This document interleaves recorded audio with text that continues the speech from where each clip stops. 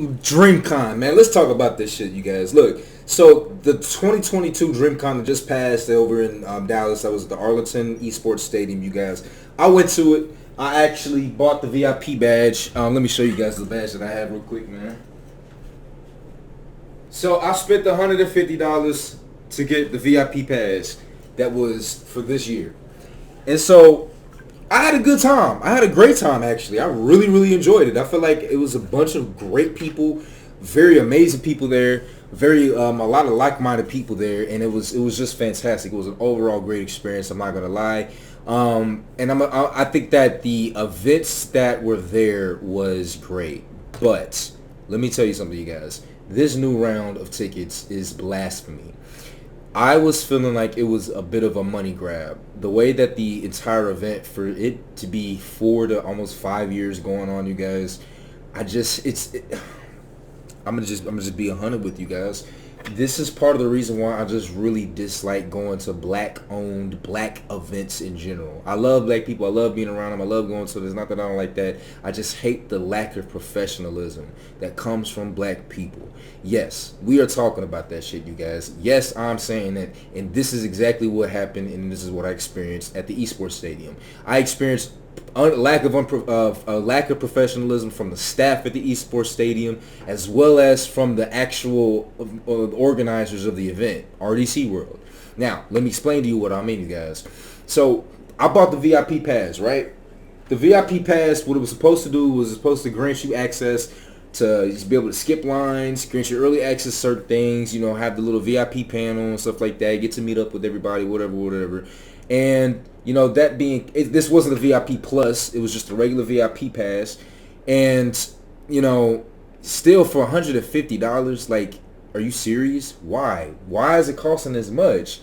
Why? Like seriously, Anime Dallas, Anime Con, this shit don't ever cost that much. TwitchCon is a little bit more than Dreamcon tickets, but it's fucking TwitchCon. It's TwitchCon. RDC World, yes, they're great. They're great. I'm not saying that they're not doing good things, but it's fucking TwitchCon. Why in the hell are the tickets $100 for a weekend plus? $100 for the weekend plus? I think that was just for I paid $150 for this shit for the VIP last year. $100 just for a weekend 3-day pass? And not to mention, let's say this. Let's look at this. Look at this. Then it says you have the potential to upgrade to what was known as the VIP Plus and the VIP. Now we calling it Platinum and Gold. You can upgrade, but you got to buy the Weekend Plus pass first. This sounds like fucking monetization in the damn game. And guess what? People are still going to pay this shit, man. People are going to pay it. They know that they have the numbers behind it. People flying all over the country, the world, coming to see them. And it sucks. It's terrible. It's like a company that knows it's like a Gucci, Louis, Chanel or something like that. Balenciaga charging $2,000 for trash bags. $2,000 for trash bags. What the fuck? But it's because it's Balenciaga. It's because they got the name, they can do that type of shit. And that's what I feel like when it comes to Dreamcon. I'm not a hater. I'm a critique. I'm critiquing about this shit. I'm critiquing about it because why? There's no reason why the tickets should be that expensive. For people wanting to come see them, support them and shit like that, here's the deal. This is the situation that's come down to. People want to enjoy them. People love them. People want to support them. But guess what is also going to be taken? So you want us to pay $100 for the Weekend Plus, $150 for the Platinum, $250 for the next up. You know how you and I'm gonna tell you something real quick, you guys. You probably thinking, oh, it's because you ain't got money. You a broke nigga. You broke nigga. I got the money. Believe that. But you didn't. If you didn't go to this 2022 Dreamcon, this shit didn't matter. This shit didn't mean nothing. I got to skip the line twice. The entire 3 times. The 3 days I was there, I skipped the line twice. The first time I skipped the line was to get the fucking badge. The second time was to get into the damn stadium. When you look on my channel, look on my page, I skipped the line. You saw me skip it. That was the only 2 times I ever got to skip the lines. Every other time when we got to get into it, I couldn't do anything. Nothing, bro. Like there's no. And then the staff, they don't know anything about the tiers, the badges and shit like that. They're not, and even if they do, nobody's watching them, nobody's supervising them. What are you gonna do? You gonna fight the staff, get kicked out or some shit because they're not honoring your $350 ticket pass? Oh, we can just take any. This is the type of shit that I don't like. This, and they say it's 3 times bigger. There's 3 times bigger than the esports stadium. Okay. What? Yeah, that sounds great. Oh, that sounds good. We have a certain section to sit where we got more space. You know what that also means? More space. Well, I'm actually kind of more doing workers like not being held accountable. Less supervisors. More space for supervisors to watch people and shit like that. More space for the workers to do whatever the fuck they want to, especially if they are not told what these badges mean. RDC World, if you ever see some shit like this, if you see this fucking video, make sure your staff honors the fucking passes that your supporters pay for. $350. $350 if you want to go all the way up to the top. Max ticket, right? Max ticket. Not to mention transportation if you don't live in Austin. Getting there. Not to mention food. Not to mention you still charging other prices for other events. Look, if you look at the flyer, it says other things are going to be, you got to pay for other things there. Now, I'm not talking about stuff you buy from a vendor. I'm not talking about, you know, little items with trinkets, accessories, stuff like that. No, I'm talking about shit that should come with it, man. You talking about events. It's like, let's say this. What if it's you pay $350 just to get into the motherfucker, and then every other little event that they're having, you know, at 1 o'clock, 2 o'clock, 3 o'clock, you actually got to pay to get into the motherfucker? Like, is that what you're saying? Is that what you're saying? Now, here, let me tell you this. I understand that this is sort of similar to the Fire Festival. This is just what's happening nowadays, is that we'll get the money up front so that you pay. We don't even know what the fucking lineup is, but you're telling us what the price is. This is what the Fire Festival is like, man. This is what the fucking Fire Festival was. Now, I'm not saying it's going to be a Fire Festival at all. Not at all. They're definitely going to at least have the fucking event at the Austin Convention Center. But we don't even have a lineup.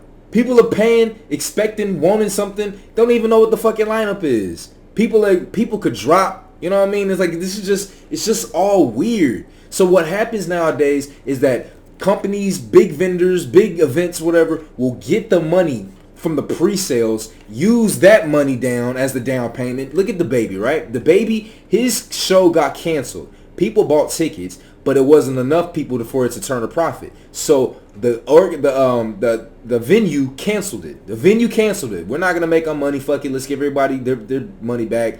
No point in even coming, you guys. Let's just cancel the whole event, right? But what the baby's company did, the label, they put a little bit of a down payment down, saying, "Hey, we want to do this, we want to do that, whatever." So they probably lost the down payment, but at least they're not losing any more money or anything like that.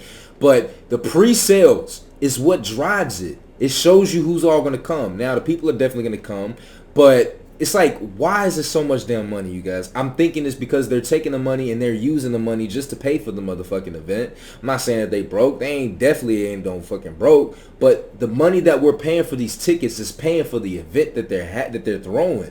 And so maybe that's the thing that I'm not getting. It's the fact that, yeah, they got 7 million subscribers, but you know what I mean? They're not gonna drop $1 million out of their own cash to make this event happen. No, it's gonna have to come from the supporters, you guys. You know what I'm saying? But and it's like that's okay, that's fine. I ain't got no problem with it. Just make it be professional, man. Make it short, like, and even then, it's like just like why the fuck is it so expensive? Like what the fuck? And let me backtrack to what I was talking about earlier. The reason why black businesses, black companies, whatever, is so like I'm tired of it. I'm done with it usually, right? I'm done with it. Why? Because you get lower quality and more expensive products. More expensive products for lower quality. How the fuck does that make sense? And then it's like, oh, well, you got to start somewhere. Well, how about you? Okay, that's fine. I'll get that to you. Well, how about you be fucking professional at least? At least have a sense of professionalism. Come on. This is the shit that I'm talking about, you guys. This ticket was not acknowledged. Was not acknowledged at all from the staff, right? This is the issue. RDC World's gonna say one thing on the internet. They're gonna say one thing on their Twitter. Dreamcon's gonna say one thing on the website, right? All fine and dandy. But you know what it really boils down to is what the staff actually acknowledge. It's RDC World, bro. They're gonna be fucking somewhere counting their cash. They're gonna be somewhere doing their shit, whatever the fuck it is that they do. You know what I mean? Like, that's the shit they're gonna be doing. They ain't worried about all the hundreds of thousands of people that are gonna be showing up to this motherfucking event. But it is fun. It's nice. On the flip side, you guys, I still might even go. I still might just go. And the reason why I might go is because my friend told me he might be going. And so I'll probably link up with him. You know, we can split an Airbnb or some shit like that. And the thing is just networking. Networking and finding a lot of like-minded individuals, creating content, you guys. This is a great place to be at. Yeah, it's black people. It's a black anime event. And so, if you know, and there's no fighting, there's no guns, nothing like that. So it's a good time. It's definitely a good time for the most part.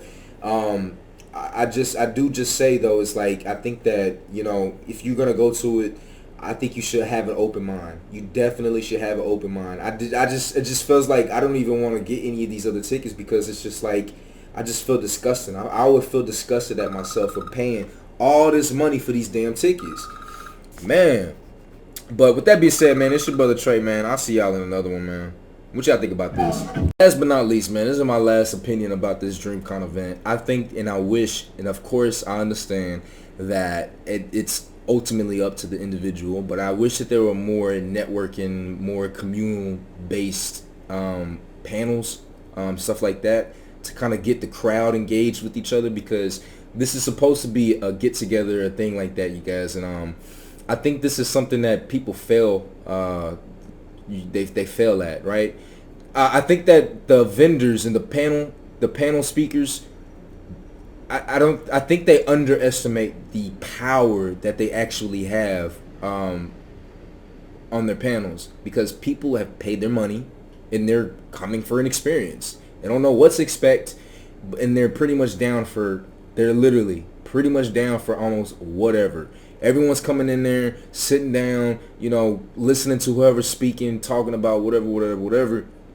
And as a panel speaker, you could actually, like, you know, have like a follow-thon or something like that, a subathon or some shit, you know what I mean? And it'd be a dope situation for everyone in the crowd to talk about. You know, everyone can link up, you know what I mean, meet up each other, find out who's living in what city. You guys can do content together or some shit like that. I wish it was more of it, instead of just everyone kind of like kissing the ass and kissing the toes and sucking fucking nipples of all of the already fucking like established people, you know what I mean? And so that's just another thing that I wish was there, because I was there with my girl, and she went to the black anime, the black girls that like anime panel, and all the black girls on the panel did was talk about how black girls are magical and black girls are this, black girls are that. And my girl's like, this is boring. This is so fucking useless. This is a waste of time. The reason why she said that is because what the fuck is that doing? We just spent all this money to hear some shit that you can hear on a fucking commercial when you turn on TV. No, we're coming to this event because there's an opportunity. We have real life people here, real life girls, real life men, everyone, right? We have real life people meeting up at an event, like-minded. We should do something about it. You want to talk about how TikTok, YouTube, Twitch, whatever you name it, is racist and downplaying the black folk? Well, this is an event, and Dreamcon, RDC World did a great job by making the Dreamcon app and also having a chat function, you know, and stuff like that. That's really cool, really dope and everything. But it really, once again, you guys, it comes down to the professionalism and the foresight of the panel owners and the staff. Now, there were like a couple, honestly, there was like three panels out of the entire 3-day weekend in 2K22 this year of the Dreamcon convention that I felt like were absolutely like amazing, like, right? Literally three of them, right? And even then they, you know, it didn't really highlight on much, you know. I think that Dreamcon being close to me in Dallas made it make sense, but since it's in Austin, it's just ridiculous, man. It's like I'm about to spend $1,000. It's gonna be $1,000 to having the 3-day experience at Dreamcon. Is it worth it? I mean, to some it is, but for someone like me, you know, I'm trying to play with houses. You know what I mean? I'm about to move next month. You know what I'm saying? Now, granted, the convention is next year, and the next drop of tickets is gonna be November 18th. But it's like, can you think of better things to do with $1,000 than go to a Dreamcon, an anime convention that is less than professional? That's gonna have a lot of people. There's gonna be a lot of cool people, but y'all may not link up. Y'all probably get an Instagram. You probably get a follow on YouTube. You probably get a phone number or something like that, and then y'all speak for 2-3 days, a week maybe, and then it just fizzles out. Or what about paying all this money to get a VIP pass, VIP gold member, whatever the fucking name of these new tickets are gonna be, and the staff there actually not give a fuck about what you got? You still need to wait in line like everybody else. Imagine that. Imagine the fact that Dreamcon is going to say, okay, we got these clubs. We're selling extra tickets for these clubs, after parties and stuff like that. It's a limited seating. They say it's limited seating. They say it's limited tickets, but they sell a ticket to everybody. And so now the line is wrapped, not outside. It's outside, wrapped around the fucking building, you guys. Imagine that, right? Come on, man. Come on. There needs to be a fucking orgy going on at the fucking RDC World. There needs to be a subathon. There needs to be fucking like all of the top creators need to be shouting out people that body certain badges or something like that, you guys. Like, there needs to be much more incentive. You don't have to always spend money. Come on, you got fucking clout, man. You don't always have to spend money to make the money that other people spend worth it. So there's other ways around it to make the experience worth it. And so this is just my little rant about Dreamcon, you guys. I will let you know if I'm gonna go. I kind of wanted to go, but I just can't fathom spending $1,000 for this shit, man. It just blows my fucking mind. It really just blows my mind. $1,000. I could use that $1,000 to literally go out of the fucking country, get a round trip ticket out the country. You know what I mean? Now, of course, it's gonna cost a little bit more money for board, transportation, food, and stuff like that, but I'm more than halfway there with the fucking money I'm spending at Dreamcon for the entire experience. You know what I mean? And so it is up to you to create the experience you have. At the end of the day, yes, but fuck, man, when you're spending that kind of money, I mean, the work should be mostly done for you. You know what I'm saying? That's what you spend your money on. That's why you spend money, for convenience, for whatever. So, anyways, man, what y'all think about this? Is your brother Trey, man. I'll see you guys in the next one when I'm out. Oh, y'all enjoy y'all weekend.